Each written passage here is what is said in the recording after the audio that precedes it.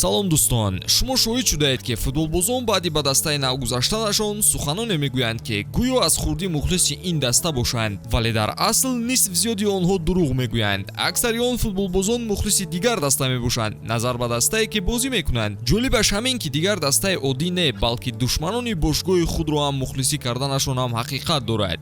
Дар ин навор мо оиди чунин бозингарон бароятон қисса хоҳем кард. дӯстон, ёдовар мешавем ки навори мо бо дастгирии ширкати Yagex омода шудааст. Yagex сарпарасти эҳсосоти футболӣ. Дар Yagex регистратсия осон ва пардохт аз тамоми гӯшаи канори дунё, вале муҳимтар аз он бонус то $100 бо промокоди Touchfoot. Силкаи зарурӣ дар комментария. Ба ҳама муваффақият. Якум, Ҷейдан Санчо. ҳолати Санчо каме мураккабтар аст. ӯ дар шаҳри Лондон таваллуд шуда ба воя расидааст ва мухлиси Челси буданаш бояд моро ҳайратзада накунад. Факт ҳамин ки Фрэнк Лэмпард идоли ӯ ба ҳисоб меравад. Новбаста аз ин ӯ дар 15-солагӣ ба академияи Манчестер Сити шомил шуд. Баъдан бошад ба Боруссия Дортмунд пайваст. Хулоса, ӯ кӯдаке буд ки мухлисӣ аз Челси ва Сити мекард, вале дар 21-солагӣ ба Юнайтед гузариш кард. Ҳар замон ва то ба ҳол ӯ оиди девҳои сурх суханони калон мегӯяд. Оё пости кардааш бо навиштаҷоти футбол кабуд аст фаромӯш шуд? Дуюм, Гарет Бейл.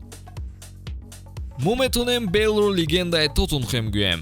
дуруст, вале агар мухлисони Тоттенхэм ба ин боварӣ зиёд кунанд, бояд донанд ки Бейл аз кӯдакӣ ба Арсенал мухлисӣ мекард. Футболбози беҳтарин барои Гарет бошад аз Юнайтед Райан Гиггс буд. Ин чиз оддӣ аст, зеро ҳамватан ҳастанд.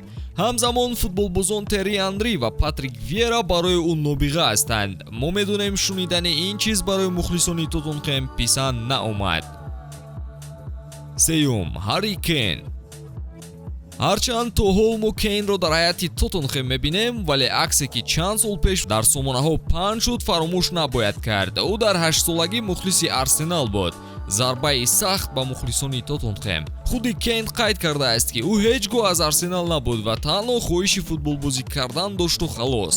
Кейн танҳо 1 сол дар академияи Арсенал таҳсил кардааст ва дастовардҳои имрӯзаашро ӯ аз таълими Арсенал намешуморад. албатта ки ин навбат ҳаводорони Тоттенхэм Кейнро мебахшанд, зеро ӯ аз пул рӯй гардонида ба Сити нарафта буд. Раҳим Стерлинг. Стерлинг қаблан дар ду дастаи қавии англисӣ бозӣ карда буд. ду дастаи душманони ҷонӣ дар Премер-лига.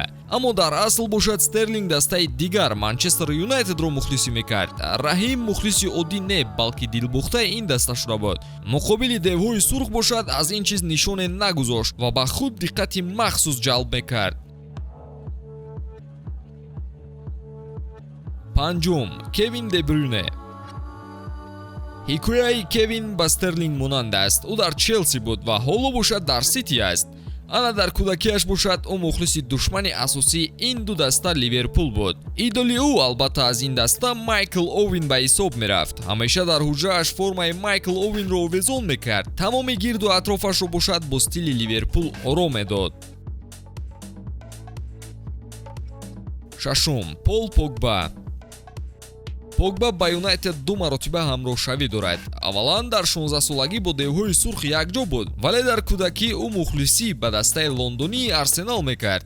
рақиби асосии Юнайтед дар солҳои 90 ва 2000. ин ба худ сабаби хос дорад, зеро дар Арсенал ситораҳои зиёд аз Фаронса бозӣ мекарданд. ҳайати Арсенал дар ҳақиқат бештар фаронсавӣ буд. Погба бегуноҳ аст ба фикрам. ҳафтум, Винисиус Ҷуниор. Вини бо Реал Мадрид соли 2018 шартнома баст. ана 1 сол пеш аз он бошад бозии Барселонаро тамошо карда аз чашмонаш ашк ҷорӣ мешуд.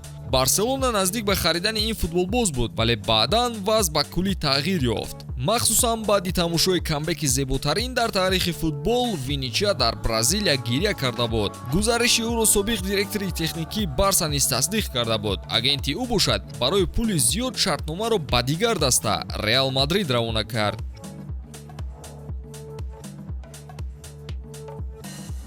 ҳаштум, Лука Модрич.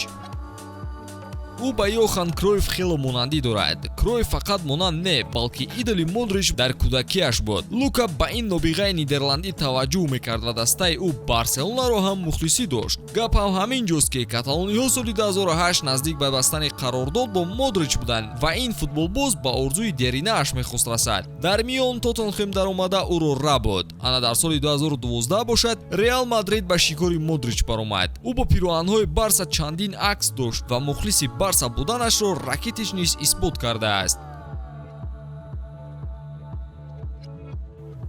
Нуҳум, Неймар.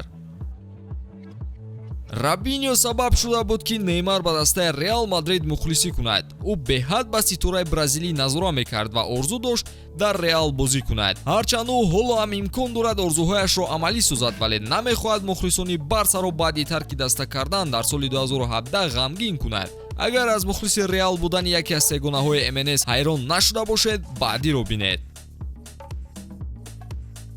Даҳум, Андрес Иньеста. бале, новбаста аз он ки Иньеста дар Барса 22 сол бозӣ карду дар Ла Масия таҳсил кардааст, ӯ замони Барселонаро бад медид. Вақте ки Андрес 12 сол дошту дар Албусете бозӣ мекард, Барселона дастаи онҳоро 7-0 шикаст дод. ӯ беҳад аз ин чиз дар ғазаб шуда дастаи Барселонаро ба бадбинӣ шурӯъ кард. Ҳарчанд дастаи каталониро бад ҳам медид, вале Иньеста қайд карда буд ки ҳеҷ гоҳ ба Реал шомил шудан намехост. Хулас, инҳо буданд 10 футболбозе ки дар дастаҳое бозӣ карда рақиби асосиашонро мухлисӣ мекарданд. Кадомаш шуморо ҳайратзада кард? Дар комментария нависед ва пайгири мо бимонед. Хайр дӯстон.